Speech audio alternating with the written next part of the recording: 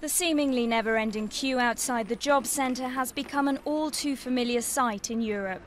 And according to new figures released by agency Eurostat, unemployment in the Eurozone has hit a record high. The jobless rate in the 17 countries that use the single currency reached 10.4% in December, which means it's remained at 10% or above for 8 months in a row. We had long anticipated a rising trend in jobless numbers. This will go on certainly throughout this year. We will then go through an impasse, a period where we're neither contracting nor growing, and the instability that creates is going to lead to its own problems. This situation will take at least 5, if not 10 years to work its way through. There is at the moment, or should there be, any efforts to create growth whilst the effort is pushed towards reducing government deficits and reducing too high levels of government debt. Spain has been the worst affected, with unemployment at a colossal 22.9%.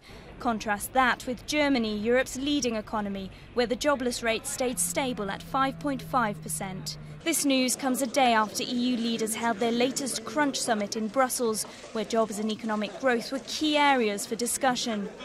25 out of the 27 member states have agreed to sign a fiscal treaty in March. This initiative is the brainchild of Germany and would prevent excess debts accumulating across the EU by putting in place stricter budget policies and imposing fines on anyone breaking these rules. Nobody is against putting in place policies which force governments to stick to the basic rules of perhaps a maximum of 3% deficits and very minimal levels of debt. It is, of course, to an extent shutting the gate after the horse has bolted, and we may argue that such rules were put in place 20 years ago at Maastricht and they weren't properly policed. Nevertheless, the danger is that we over-regulate. It is a common problem in human nature that after the event we tend to overcompensate, to over-regulate, and this is what I fear may happen here. With the debt crisis in the region deepening and unemployment rates looking set to rise, the road ahead for the Eurozone will be a rocky one.